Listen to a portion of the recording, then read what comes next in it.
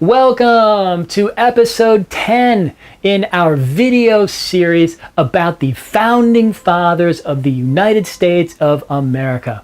Now, if you've watched some of the prior videos in the series, you know that this video series is not some boring and dull recitation of facts, but rather we are having some fun here.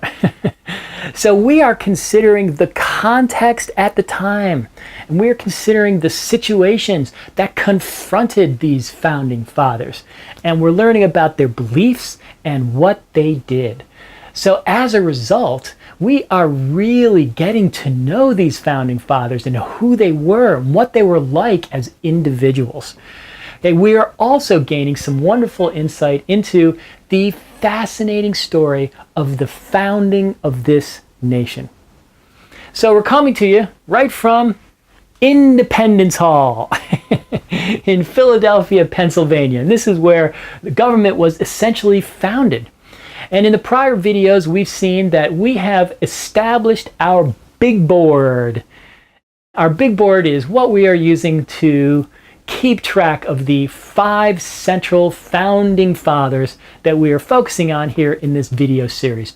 So up here on the big board, you see our 5 founding fathers, and we can see the little numbers 1, 2, and 3, and those signify the first, second, and third presidents of the United States. So in our prior videos, we also explained the other markers here on the big board. So we explained the connecting line between Washington and Hamilton, signifying how strong their relationship was and how consistent their view of government was. We also explained the blue arrow along the bottom of the big board. And that signifies the stunning reversal that we saw from James Madison when he switched parties. He switched from his vision from the Hamiltonian view of government over to the Jeffersonian view of government. A stunning reversal. And we also previously explained this red curved line on the big board here. So this red curved line represents the 2 opposing political parties and how they were in conflict with each other. So on the one end of the red line, you have Alexander Hamilton, and he created the Federalist political party that favored a strong centralized federal government. And on the other end of this curved red line, we have Thomas Jefferson, who created the opposing political party, the Democratic Republicans, and they were opposed to a strong central federal government. So we see here, signified by this red line, you've got Hamilton and Jefferson as the creators of the 2 opposing political parties.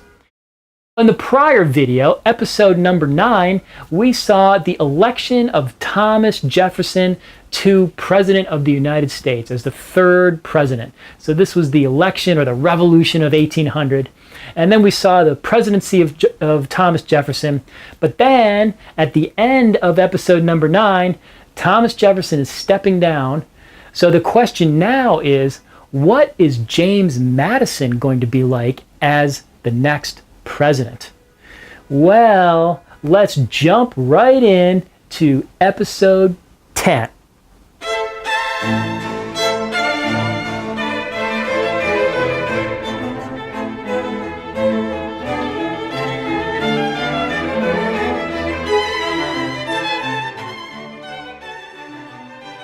At the end of the presidency of Thomas Jefferson, the Democratic-Republican Party continues its reign, and the presidency passes from Thomas Jefferson to Jefferson's Secretary of State, James Madison. So James Madison becomes the next president of the United States, and this is the 4th president of the United States. So let's put a little 4 here under James Madison's name to signify that Madison was the 4th president of the United States. So this is pretty amazing here. You got 1, 2, 3, and 4. Washington is the 1st president, Adams is the 2nd president, Thomas Jefferson is the 3rd president, and now James Madison becoming the 4th president. And we have a clear break here between 1 and 2 on the one hand, and on the other hand, 3 and 4. So 1 and 2, Washington and Adams were presidents for the first 12 years under the Federalist political party, sort of on this side of the red line, along with Alexander Hamilton. So Washington and Adams under the Federalist Party for the first 12 years. But then the country completely shifts and jumps over to the opposing political party, the Democratic Republicans. So they elect Jefferson in 1800, and then that reign continues with the Democratic Republican Party. It continues over to James Madison, when James Madison becomes president under the Democratic Republican Party in 1808. When Madison takes office as president, Madison continues what Jefferson had started under the party here of the Democratic Republicans. And what Jefferson was up to was, Jefferson was basically dismantling what the Federalist Party had put in place before Jefferson became president. So under Washington and John Adams, the Federalists had put in place this sort of strong federal government, and when Jefferson took over, Jefferson started to dismantle this strong centralized federal government. So when James Madison takes over from Jefferson, James Madison continues in this same vein that Jefferson had been doing. So, Madison is continuing to sort of resist the national bank and dismantle this sort of centralized system of taxation and financing. And he's reducing the size of government, reducing the size of the military, reducing the size of the national debt, these sort of things, starting to undermine the Federalist program here. But then along comes what is arguably the defining event of the presidency of James Madison, and that is the War of 1812. Okay, so this happens right in the middle of Madison's presidency. So Madison was elected in 1808, and then Madison was re-elected to a second term in 1812. So that takes Madison to 1816. So the War of 1812 happens right in the middle of Madison's 2 terms here as president. So what was the War of 1812? What was that all about? Well, some characterize the War of 1812 as a second war for independence. And what they mean by that was the first war of independence was the American Revolutionary War in 1776, when America won its independence from Britain. So that was the first war for independence. And now you come along to 1812 and you have the second war for independence. So it's basically the same war all over again. In some respects, that's sort of true, in that it was the same parties. So it's America against England again. And if England would have won in both of those wars, England would have occupied America and made America an English colony. So in that sense, it's true. But in the sense that it's not true is that in 1812, America was not part of England. America was not under the English rule. America was its own independent nation. So America did not need to have this war in order to achieve its own independence. So that's a big difference in those 2 wars, the Revolutionary War, the American Revolutionary War, and the War of 1812. So what was really going on here in the War of 1812?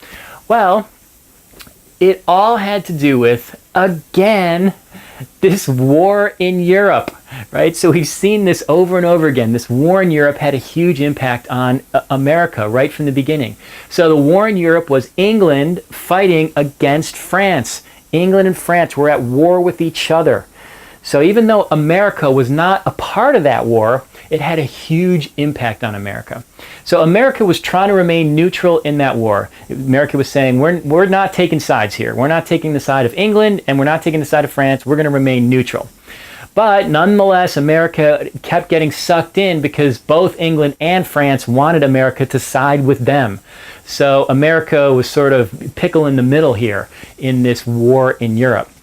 So what was happening here in 1812 was these were the Napoleonic Wars were underway in Europe.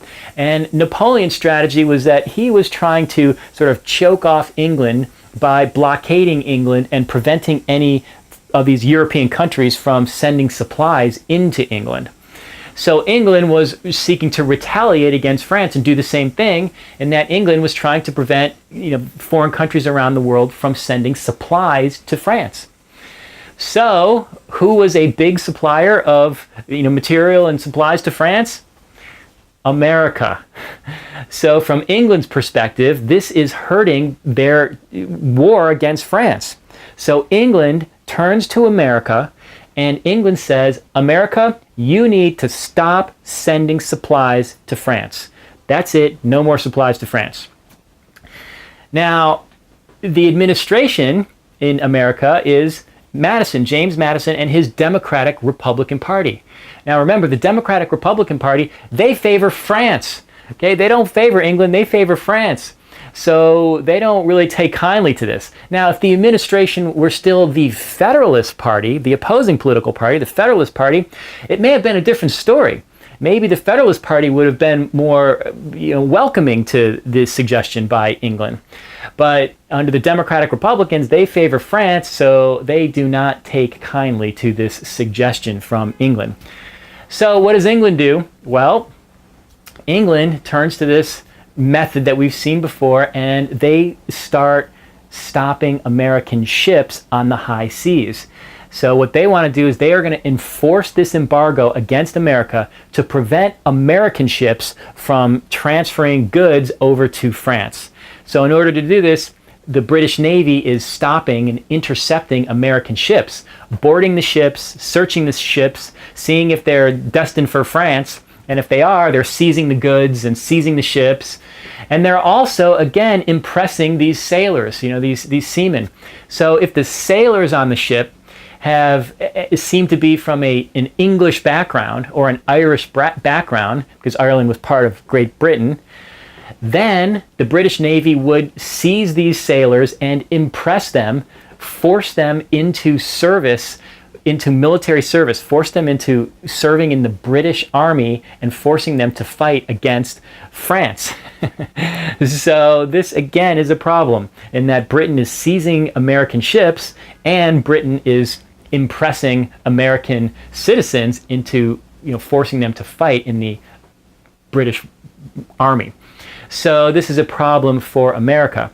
So another thing that Britain is doing is that in the United States, Britain is arming the Native American the tribes along the boundary with the white American settlers.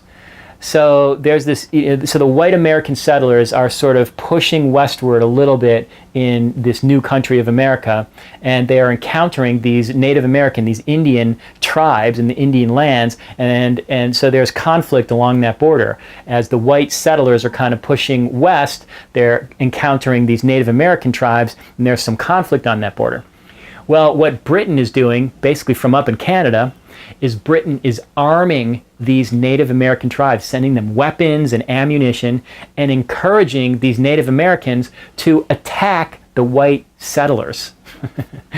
Okay, so this is not welcome by America either. So Britain starts causing some trouble here for America, and you have Madison, who's in office for these Democratic Republicans. So what does Madison do? Well, Madison himself is in general not in favor of war in general, and he has written on this, in fact, in the past previously. He's written eloquently on all the trouble that war causes a nation. So what Madison has said is that war is bad for a nation because it has all these bad effects. So one thing is that it strengthens the president, strengthens this officer in the country as the sort of chief military officer, and that's not a good thing, having a super strong military officer, because you want to have a balance of power. So that's one bad thing that war does. Also, war in general is, of course, just ravages a country. It can be devastating for a country, so that's not good. But also, you have to build up this huge army for war, and that's not good for a country to have this huge army that you don't otherwise need, so that's not a good thing. And you have to raise all these taxes from people in order to pay for the army and pay for this war, and that's not a good thing either. So you have to tax all these people and then spend all that money on an army, and this is not productive for a nation. It doesn't carry a nation forward. So his view was that a strong nation cannot survive in a state of perpetual war. So it's pretty, some pretty good observations and some pretty eloquent statements here on why nations should not be, engaging in war. But here he is as president now in 1812, and you have Britain, seizing ships and arming the Native Americans and causing trouble for America. And you have his party, the Democratic Republicans. They, favor France. They, don't much like England, so they are beating the drums of war. The Democratic Republicans are saying, let's go to war against England. So what does James Madison do? Well, he decides to go to war against England. So James Madison writes up all his grievances against England, and he submits them to Congress. It's sort of requesting a declaration of war. So Congress is considering this, and Congress votes. The vote in Congress falls right along party lines. So political party lines. So the Federalist Party, the Federalists in Congress, they favor England, right? Because the Federalists have long favored England. So the Federalists, they do not want to go to war against England, right? They think we should be having an alliance with England. We should not be going to war against England. So the Federalist Party in Congress votes against war. But the Democratic Republican Party, they favor France. So they don't like England, so they are in favor of war. So they vote in favor of this declaration of war. And it turns out that at the time, in 1812, the Congress had a majority of Democratic Republicans. So as a result, the declaration of war passes Congress. So America declares war against England. Okay, amazing. So this is 1812. America declares war against England. And this was divisive. This is a divisive political issue. So the Federalists were against this war. They were against going to war. And they even referred to it as Mr. Madison's War. In other words, it was really just James Madison who was at fault here for leading the country into war. So it was a politically divisive issue. But nonetheless, America now declared war against England. Amazing. So what happens in this war? Well, one thing that happens is America invades Canada. Now, this seems surprising today, right? America invades Canada, right? Because Canada is our neighbor to the north, and there's, they're all friendly people, and the relationship between America and Canada is very strong and all that. So it seems surprising today that America would invade Canada. But this is what happens in the War of 1812. Now, remember, back then, it wasn't the Canadians, so it wasn't that America was declaring war on a new country, Canada. What it was back then was England owned Canada. So this was basically taking action against England by invading Canada. So that was the dynamic there. Now, there is some question among scholars and historians today as to what the reason was that James Madison invaded Canada. And there's sort of two schools of thought here. So one school of thought says that the reason Madison invaded Canada is because this was just an act of naked aggression. Madison was just grabbing land here, just doing a land grab, seizing more territory for himself. So that's one school of thought. The other school of thought says, no, that's not what was going on. This was a strategic move. So the reason that Madison was invading Canada is because he felt he could take Canada easily, and if Canada would fall to America, this would pose a huge threat to Britain, right? If Britain was concerned, oh my gosh, we could lose Canada to America, this would force Britain to the negotiating table, and this would be a chip in the negotiations, and this would help end the war, bring the war to a peaceful conclusion at the negotiating table. And Madison might even just give Canada right back to Britain, right? It's not that he was trying to grab Canada for himself. He was just trying to use it as a strategic, piece in order to end the war in a peaceful negotiation. So those are the two schools of thought. We may never know what is exactly accurate. Maybe it's somewhere in the middle. But what we do know is that America, under James Madison, invades Canada. Now, it's kind of funny because the Democratic Republicans thought that this would be easy to invade Canada. It would be like a cakewalk here. So what they were thinking is that, and this is Thomas Jefferson as well, even though Jefferson was now out of office, Jefferson still had this view, Madison had this view, the Democratic Republicans had this view that taking Canada would be easy. So what the thinking was is that there were actually a number of Americans who are living in Canada in this region, and that's because around the time of the Revolutionary War, a number of Americans emigrated out of America and into Canada. So you've got Americans living there, and there were a bunch of French people living there. Right, so the Democratic Republicans, they view themselves as this party that's has a strong connection and alliance with France, so that when America marched up into Canada, all these people, Americans and French citizens, they would welcome an American invasion. In fact, they would pour out into the streets and be cheering, hooray, cheering the American troops as they marched into Canada, and they would welcome them as their liberators, and it would be this great success. In fact, Jefferson even said, all you have to do is just march up there, meaning that you don't even have to fight. Once American troops go into Canada, everybody's going to come out in favor of the American troops, and the British are going to have no choice but to surrender, right? So they totally underestimated this, right? The Democratic Republicans in Madison, they thought it would be easy to go to march in Canada and take Canada, and this was not the case. There was actually substantial resistance. So they invade Canada here. America invades Canada, and this is in the Great Lakes region. So you had one hotspot was Detroit, Michigan, where it's very close to Canada. Another hotspot was Niagara, the Niagara Peninsula, like where Niagara Falls is. So that was there. Canada and America is very close. So these are where the invasions were taking place. Another thing that America does is that America invades the city of Toronto. Okay. Now again, it's like, what? America invades Toronto? But yeah, it seems surprising today, but this is what happened. So this is the city of Toronto, Canada. America invaded Toronto.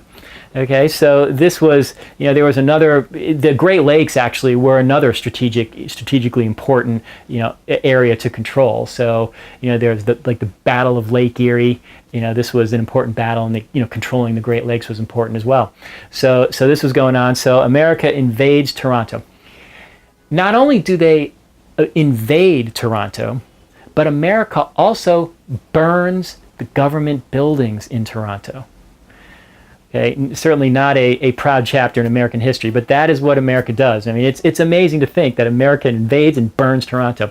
So at the time, the city was named York because it was under British control, so the British gave it a British name, York. So the city of York, which is Toronto today, America invades and burns the city of York. So pretty amazing. So all of this is going on here in the Great Lakes region here. So Ohio, Illinois, Michigan. So another thing that is going on here in this area is the aspect of the Native Americans. So this is the story of Tecumseh. So Tecumseh was this great leader of the Native Americans. So he was a chief of the Shawnee tribe. So this is Tecumseh. In fact, Tecumseh is a great story, and it is worthy of further exploration if this is something that you're interested in, because it is a fascinating story and there's a lot to it, and I'm just going to do a quick flyover here. But it's a great story. So Tecumseh was this Indian leader here in the area, and what had happened was Tecumseh was born in Ohio, and he grew up in the Ohio Territory. So as he was growing up, he was growing up during the American Revolutionary War. So he grew up in this time of conflict and war. And also what was going on at the time is that these white settlers were pushing westward and pushing the Native Americans westward and pushing them off their land and forcing the Native Americans off their own land and forcing them further west. So he's growing up at this time of just tremendous conflict and war and invasion, basically. So when Tecumseh becomes an adult, he says, you know what, we have to put an end to this. Okay, we can no longer take this anymore. We need to stand our ground, and we need to resist these white American settlers pushing us off of our land. So Tecumseh comes up with this strategy for doing this. And Tecumseh's strategy is that all these Native American tribes should unite. Okay, they should come together to resist the American expansion. Okay, so at the time, all these Native American tribes, they were separate tribes. They were like separate Indian nations unto themselves. In fact, many of them were at war with each other even. So they were separate tribes. They had separate governance, separate chiefs, separate belief systems, just basically their own independent nations. So Tecumseh's strategy is that we need these Native American tribes to unite against the Americans. So he goes around to a bunch of Native American tribes in the area. So he was from the Shawnee tribe, so he goes around to the Mohawks and the Algonquins and the Senecas and the Potawatomis and the Miamis and a whole bunch of different tribes. And he says, we need to come together and unite. He meets with some success, but it is difficult because his vision here is that when the Native American tribes unite, they are going to unite and resist the Americans, which basically means potential conflict and war. So it's difficult to unite these tribes because some of these tribes and some of the people from some of the tribes don't want to go to war. They're just saying, look, let's just go west. We can, we'll just go to this land over here to the west and it'll be fine. Of course, it wouldn't have been fine because America continued expansion. But this was the view of some people. And also some people it was just too hard to unite the tribes because they were so different and they were skeptical of each other and it was hard to work out how to do it. And it was just a difficult proposition. So he meets with some success. He does form an alliance, but it's not a total alliance.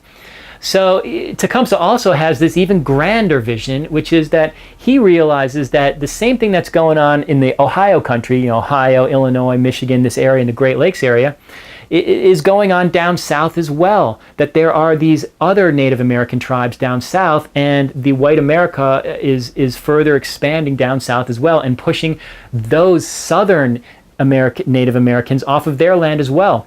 So Tecumseh's vision is we should unite the Native Americans north and south.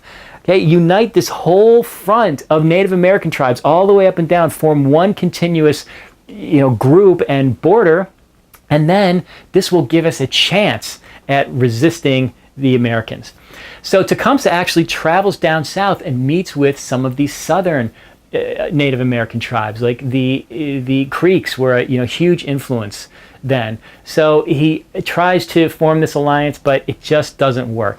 He gets some support, but not a lot, and he's never able to achieve this unity. So he has more success up north than he does achieving north and south. So, but it was a wise strategy of Tecumseh, right? He was this visionary leader here, and had this strategy worked, had these Native American tribes united, who knows what would have happened? We might have a very different America today. They might have met with more success. So Tecumseh, does unite some of the tribes in the north. So the next step is that Tecumseh comes to America and meets with the soldiers and says, look, America, we've got this alliance here of Native American tribes. We're a powerful force. You don't want to mess with us, so let's work something out. And what Tecumseh says is, he says, look, we don't want to go to war with you. Okay, we want peace. So let's do this. Like you American soldiers have taken some of our lands, and Tecumseh said illegally, it was improper. So Tecumseh says, return these lands to us, and then let's create some clear borders. And then you Americans stay on your side of the border. We Native Americans will stay on our side of the border, and we can live together in peace and harmony. But the Americans and the soldiers say, no, we're not giving you back this land. This land is our land now. We own it now, legally and legitimately, so we're not giving that back to you. So as a result, they are not able to reach an agreement here. And Tecumseh feels like he has no alternative but to go to war against America. So what does Tecumseh do? Well, Tecumseh joins with the British. Okay, so he aligns himself and aligns his Native American alliance with the British. So Tecumseh becomes part of this War of 1812. Okay, he joins the British forces. So America is not only fighting the British forces here up in Canada in the Great Lakes region, but now America is also fighting Tecumseh's alliance, who is fighting along with the British. Okay, so this is a factor in the War of 1812 as well. So what happens is they initially have some success. So Tecumseh has some success in some battles, and along with the British over the Americans. But the Americans push back. The Americans then have some success. There's a big battle, and the Americans win, and Tecumseh is killed in battle. Now, along with Tecumseh's death, his alliance, his vision for this alliance of Native Americans also disintegrates. This Native American alliance basically falls apart when Tecumseh dies. And that's basically the end of that. And it's amazing because it's amazing to think that, had this strategy actually survived and had it worked, this could have made a big difference. But instead, the death of Tecumseh here in this War of 1812 represents sort of the last chance that these Native Americans had at forming alliance and resisting the Americans' westward expansion. So that is the story of Tecumseh. And again, that's just a quick flyover, but there's a lot more there to investigate. And in fact, Tecumseh is a towering figure to this day in the history of America and the history of Native Americans as well. So the war is continuing to go on here in the Great Lakes region, War of 1812, but that's not the only place that the war is fought. So another place is certainly in the seas in the Atlantic Ocean and around the Caribbean and around Europe, because America is fighting the Britain at sea, right? Britain is seizing American ships, so the American Navy is fighting British ships, and so you got this war at sea that's going on. But also, another area is along the eastern coast of the United States. And the reason that this is a hotspot in the war is because Britain is seeking to impose this embargo on the United States, and it's seeking to prevent American ships from leaving the American ports and sailing across the Atlantic Ocean to supply France.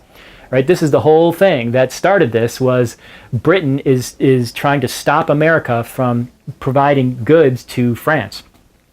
So this is a huge problem for America, right? Because they can't get their products out to sea anymore. This is a huge problem, particularly a problem in the South. And the reason is, there's a couple reasons, but one reason is because the South is, this is an agricultural economy. So the South consists of all these plantations, and they're growing all these crops, and one market for their crops is the international market. So they're putting these crops on and all these goods on ships and then shipping them over to Europe. Well, Britain is now stopping that trade. So this has a huge economic impact to America overall, but also especially in the South. Now, another thing that is going on is that Britain shrewdly recognizes the politics inside America, and they recognize the difference between the North and the South, and that the South is the Democratic Republicans who favor France, but in the North are the Federalists who favor Britain. So Britain seeks to exploit this difference. So even though there's an embargo here on U.S. products, Britain comes to the North, they're sort of, their friends, the Federalists in the North, and says, hey, we will allow products to go out of the North and supply Canada and supply Britain. So now this was against the law in America, right? Because James Madison said nobody can supply Britain with goods because we're at war with Britain. So nobody should be supplying our enemy with goods, right? But Britain is tempting the North here, the northern states, the Federalist Party, and saying, hey, you can supply us with goods, we'll pay good money for it and all that. So this was very tempting to the North because, this is the Federalist Party they favor Britain to start with, and also this is a way for them to actually trade goods instead of starve to death, right? So this happens. So Britain is encouraging smuggling, encouraging the Americans to smuggle goods into Canada and smuggle goods to Britain. So this is happening. So this is a problem for James Madison as well. So this results in a political divide in that the New England states that are Federalists, they start to say, you know what? This war is ridiculous. We should not be at war against our Britain here, who's the strongest, the stronger of between Britain and France. We should not be at war against Britain. So some of the more radical Federalists start talking about secession, seceding from the Union, meaning that these New England states should break away from the United States, no longer be part of the United States, and these New England states should form their own independent nation, and they would then form an alliance with Britain. Okay, so this is a potential secession here, and it's all being stoked here by Britain with the Federalist Party up in the north in New England. So Madison is dealing with this as well. Okay, so this is a complication in the War of 1812. So another thing that Britain is doing is, along the eastern coast of the United States, Britain is, enforcing this embargo and then also attacking some cities along the coast. So one thing that Britain does, this is in 1814, is Britain sails up the Potomac River and sails up to Washington, D.C. And Britain invades Washington, D.C. Okay, now this is shocking. Washington, D.C. is the capital of the nation, the capital of America. And it is stunning that it was not better fortified, but it wasn't. Okay, America just could not get it together to fortify its own capital, believe it or not. Okay, but that is what happens. So Britain sails up the Potomac and invades Washington, D.C. It's in 1814. It's amazing. So James Madison and his wife, Dolly Madison, are at the time, they are in the White House. Okay, and what are they doing? Actually, they are having a big grand dinner party. Okay, they've got all these dignitaries who are coming over to the White House and they're cooking this huge meal and all this. So then they get word that, the British are actually invading Washington, D.C. Okay, so this causes a huge alarm, not only in the White House, all around the city, and it causes an emergency evacuation because Washington, D.C. was not prepared for this. They were not well fortified, and here comes the British military. So this causes the President of the United States, James Madison, to flee the White House. So he and his cabinet and a bunch of dignitaries, they flee into Virginia. And you have his wife, Dolly Madison, and Dolly Madison, she stops and she actually stays in the White House for a bit, and she starts packing up valuable materials in the White House. Okay, so she's packing up, so these valuable treasures to the nation, like silverware and dishes and valuable items that had been given as gifts by other nations, and these treasures of America, treasures of the nation. So one thing that she does is she comes over to this portrait. So there's this huge, famous classic portrait of George Washington that's hanging in the White House. And what Dolly Madison does, she has this this worker in the White House, and she instructs him to cut the painting out of the frame because the frame is just too big to take this thing. So he does. This guy cuts this portrait of George Washington out of the frame. So Dolly Madison rolls it up and gives it to someone into a carriage, and off it goes. She's sending all these valuables off to various people's houses in different places for safekeeping. And this actually works. So a number of these treasures, including that portrait of George Washington, survive to this day. because of Dolly Madison's heroism in the last minutes here, right before the British troops are about to march on the White House. So after Dolly Madison saves all of these, these items, then she flees the White House for her own safety. So pretty amazing story here, and just shows that how much courage and bravery she had. It's amazing. So in come the British marching into Washington, D.C. They march up to the White House, and then they enter the White House. Okay, so these British soldiers are here in the White House. And what do? Well, the first thing they do is they eat the food. All right, so you just had this, the president had this presidential dinner that he was hosting, this huge banquet. So he had all this food that had just been cooked. So what do the soldiers do? They have an evening of fine dining in the White House. They eat all this fine food, and they're drinking all this fine wine, and all of this. So it's a fine evening here for these British soldiers in the White House. But then they burn the White House. Okay? And not only do they burn the White House, but they go around Washington and they burn government buildings. So they burn the White House, they burn the Capitol building. So this is the Capitol building, was under construction, but this is the place where Congress would meet, the Capitol building. They burn the Treasury building, they burn all these government buildings. It is amazing. So what the British say is, they say the reason they're burning these buildings is that it is in retaliation for when the Americans invaded Canada and invaded the city of Toronto, the city of York, and burned those buildings in Toronto. Then it was named York. So they're saying that this is in retaliation for the Americans burning York. The British are now burning Washington, D.C. But it is amazing. In 1814, the British burn Washington, D.C. Okay, it is an amazing chapter in American history, but this is what happened. It's hard to imagine today, but this is what happened. So they burn Washington, D.C. Then a few weeks later, the British decide that they are going to march on to Baltimore, and they are now going to attack Baltimore. So Baltimore is sort of near Washington. It's on the river, so they sail their ships up the river to Baltimore, and they start bombarding Fort McHenry. So Fort McHenry was a fort just outside of Baltimore, set up to protect Baltimore. So at the time, now, America was more prepared. So America had learned a very valuable lesson in D.C. when D.C. was invaded.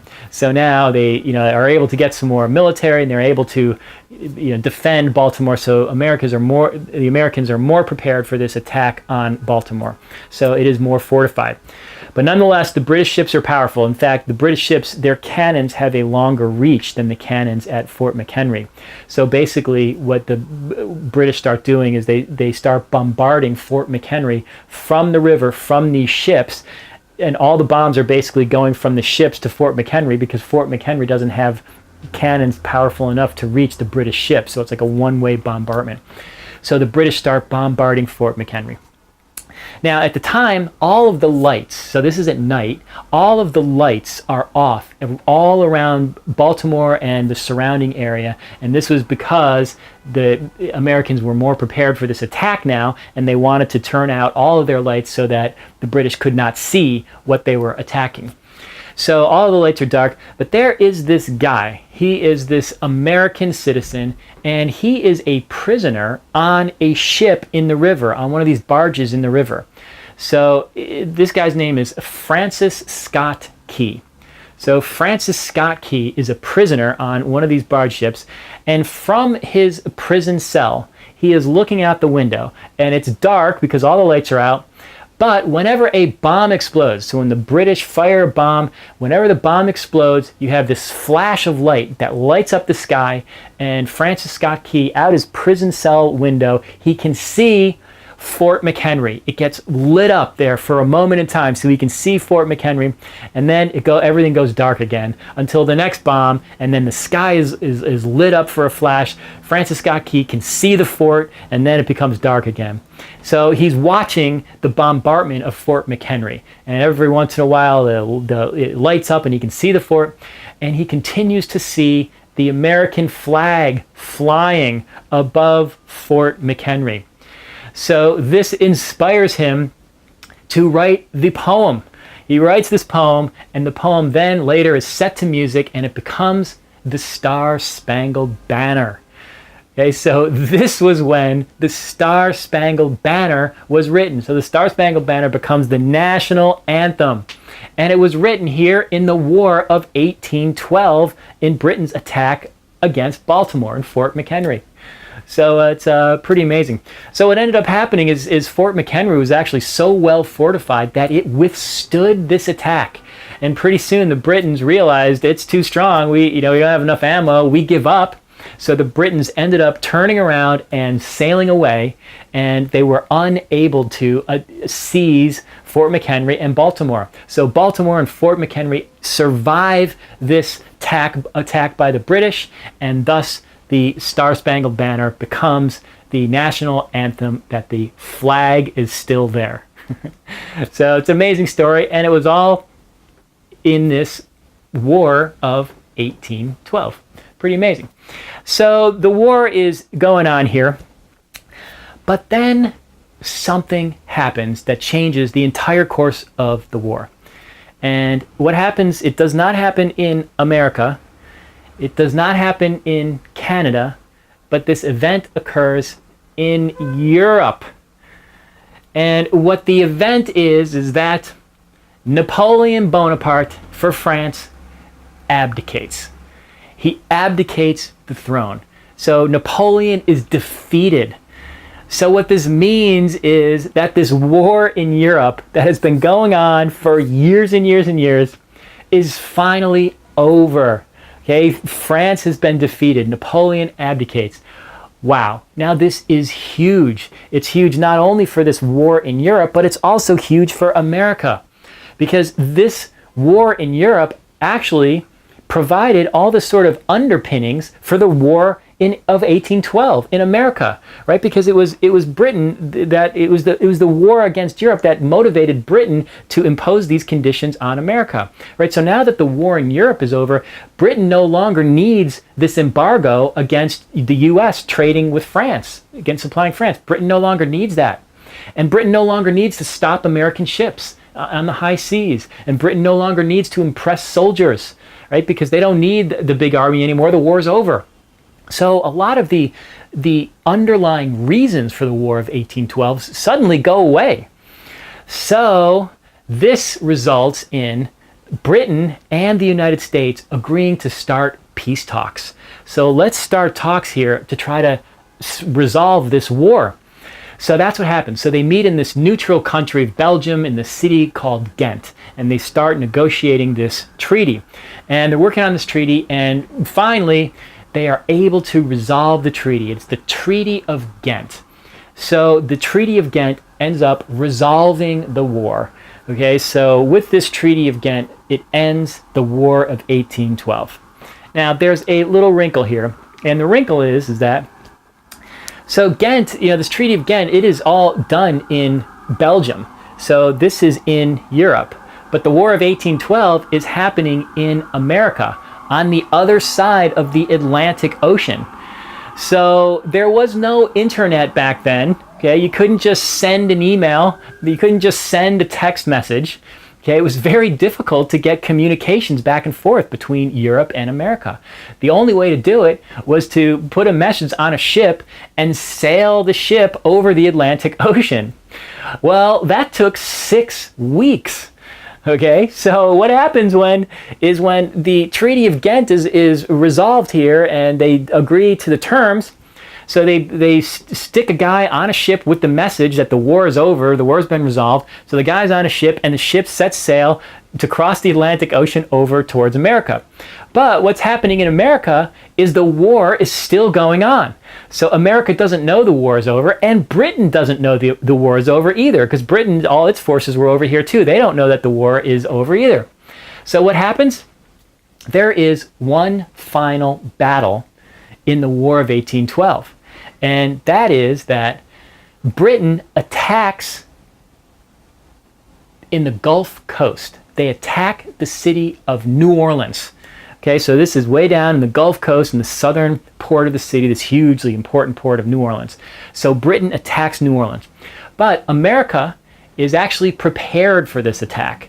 So America sends a force down to New Orleans to defend the city, and that is under the command of General Andrew Jackson.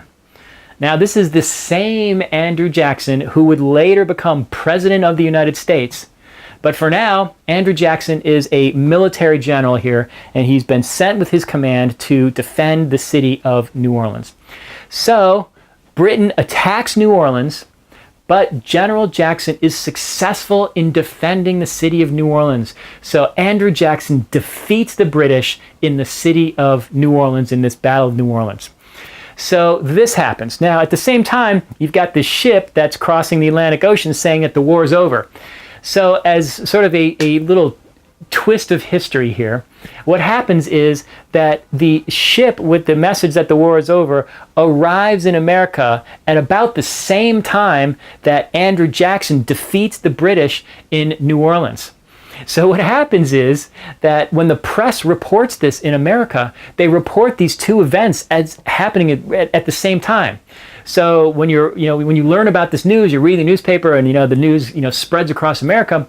The news is, it's basically two pieces of news. One, Andrew Jackson defeats the British at New Orleans, and number two, now the war is over because Britain has agreed to these terms. So the war is over. So what this does is this creates the misimpression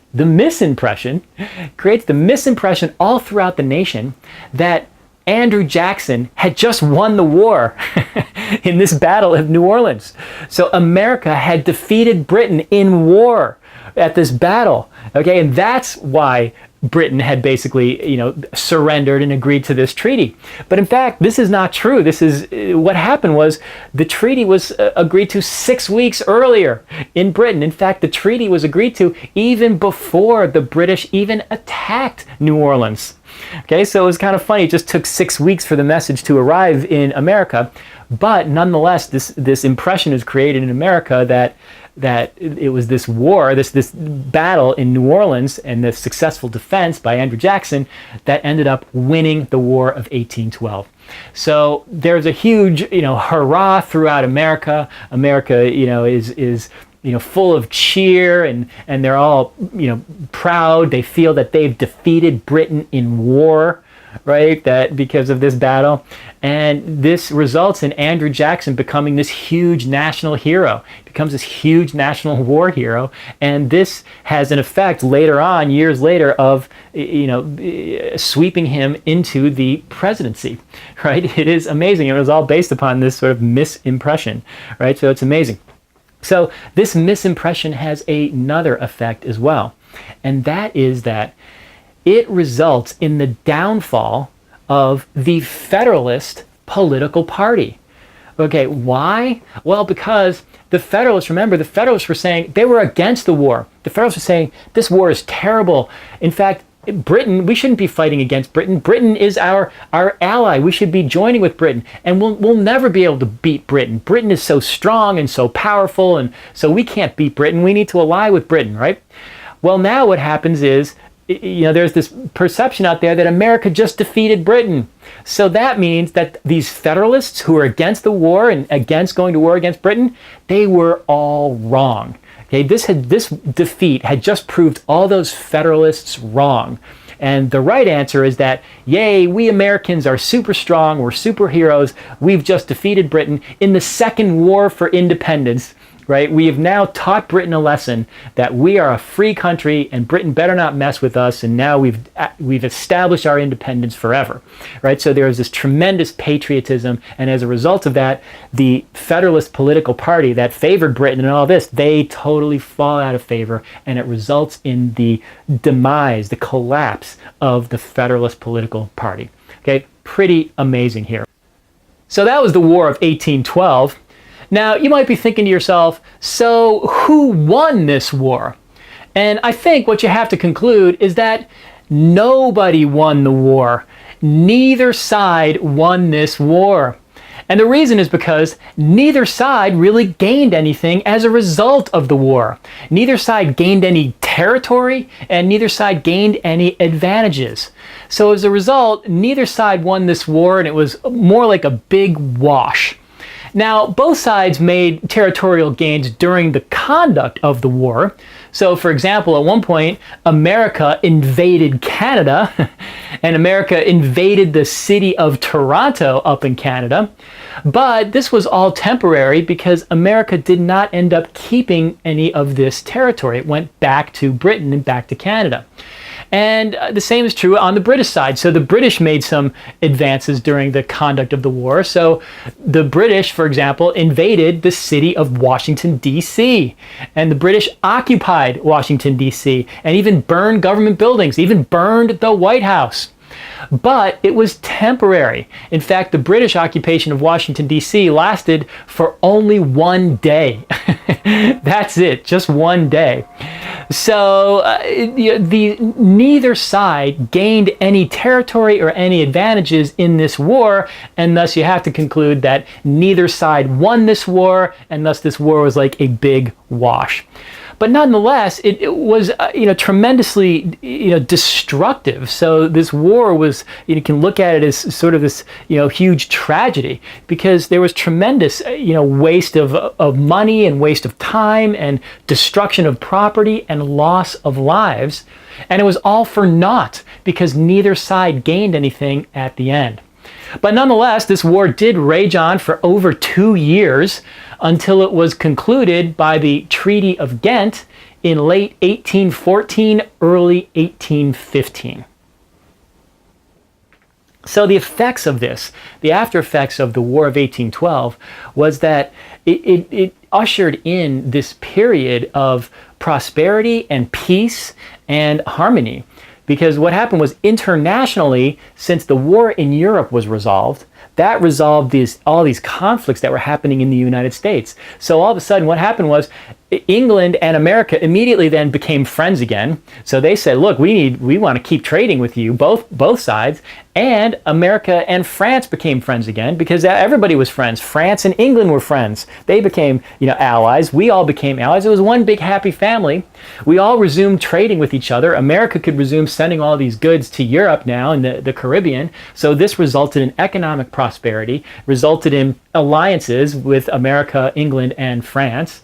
And in fact, this after the War of 1812, this went on for America and England to form this huge alliance that has lasted to this day for 200 years, right? Amazing. This is the last conflict that America had with Britain, serious conflict, was in the War of 1812, and this resolved it.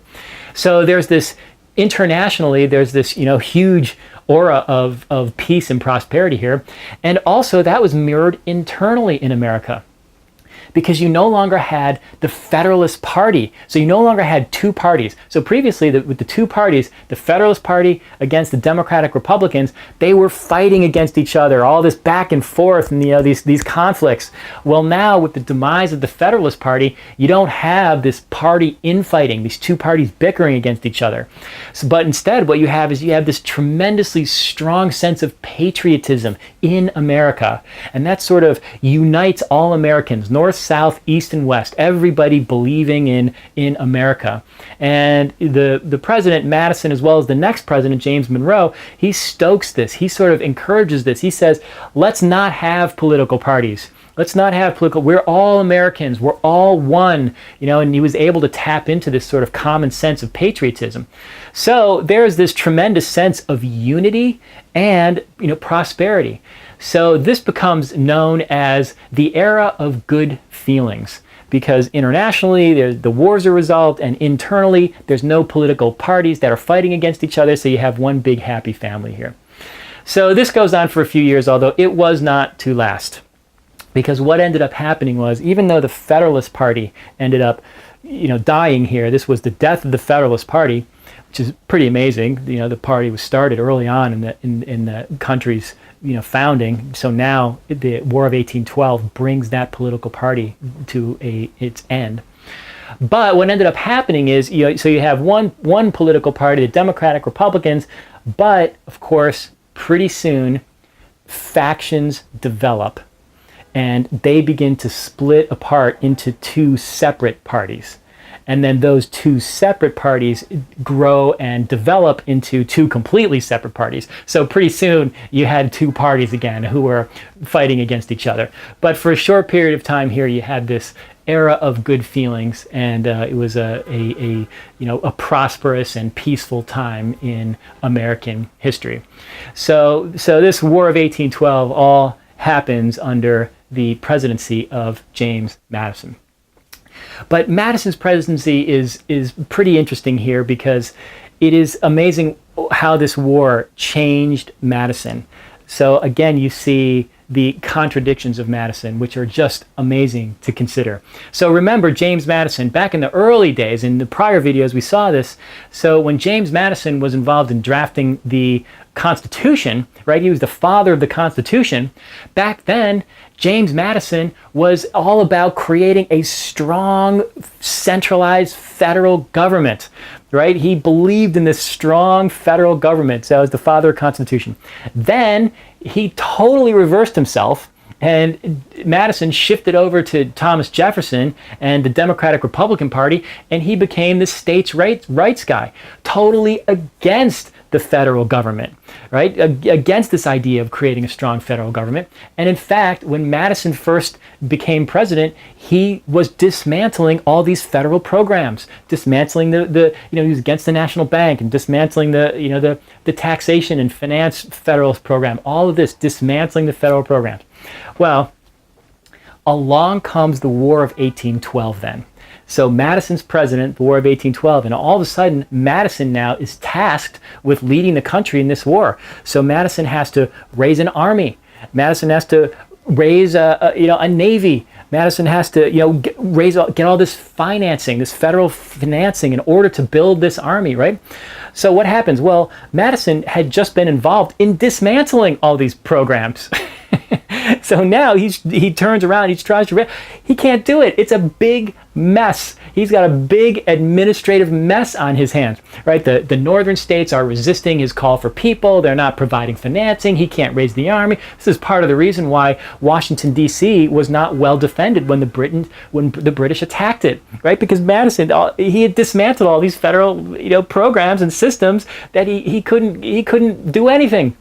So Madison now realizes, we need a strong federal government. Okay, he totally flips again. He's like, we need a strong federal government. We need a strong financing system. We need strong rules, right? I mean, this is hilarious.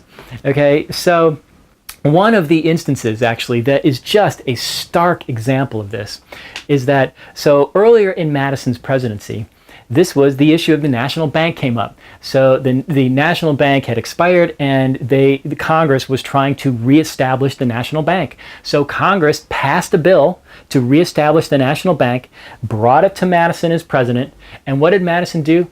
Madison vetoed it.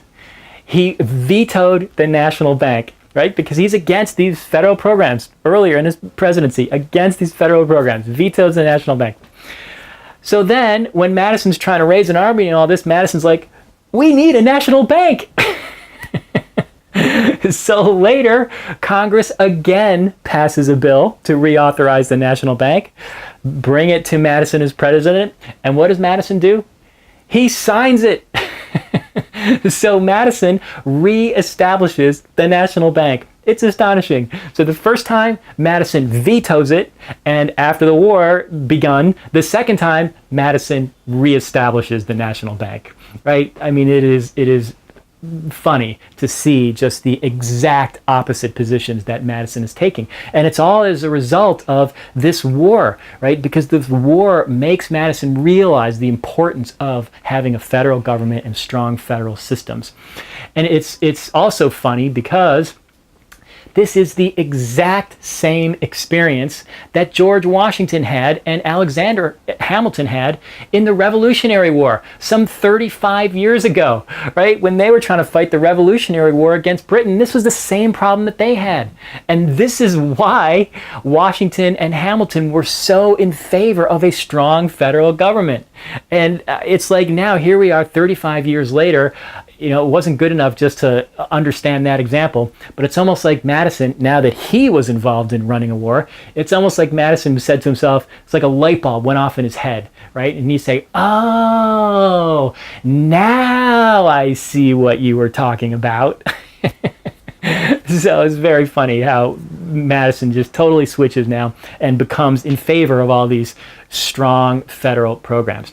So one of the fallouts of the War of 1812 is that the country now realizes the significance of having a standing army and a strong national military here. Strong army, strong navy. And this was likely due to the fact that Washington, D.C. was burned. I mean, this was stunning to the entire nation that this strong nation, America, this nation's capital, could be invaded by a foreign enemy and burned, right? I mean, this was just stunning to everybody.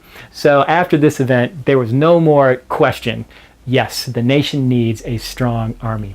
So that was one of the consequences of the War of 1812, and so Madison then set about building this strong army, which is pretty funny.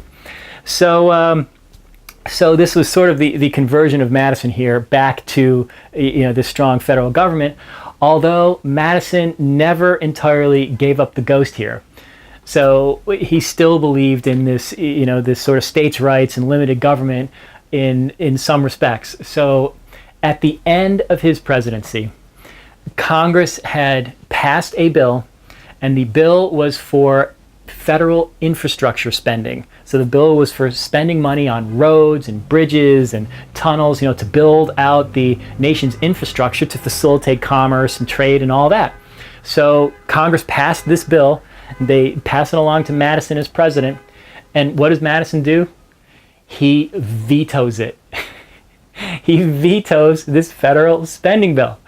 Okay, it's like he's back to this now. So the reason that he gives is he says, look, I'm not against roads and bridges, and I mean the country needs roads and bridges, but he says it's just not in the Constitution. So I, in good conscience, cannot pass this bill when this power is not in the Constitution. So Madison says what needs to happen is Congress needs to amend the Constitution and give this power to the government, to the president, right? So then once the Congress amends the Constitution and the government then has this power, then it would be fine to pass these bills. But, I can't in good conscience, pass this bill because it's not in the Constitution. So again, he's back to this sort of, strict reading of the Constitution, which again is contradictory because previously he was arguing that, well, the national bank, the words national bank are not in the Constitution, therefore you can't create a national bank. But of course, the War of 1812, he creates the national bank. But now here he is back saying, well, the words aren't in the Constitution that we can build roads and bridges, so sorry, I can't pass the bill. Right? So you see this just bundle of contradictions here, about this central issue. In fact, this goes back to one of the central issues from the founding of this country, and it is exemplified here in the presidency of James Madison, and that is the question over a strong federal government versus states' rights. And here you see this playing out in the presidency of James Madison.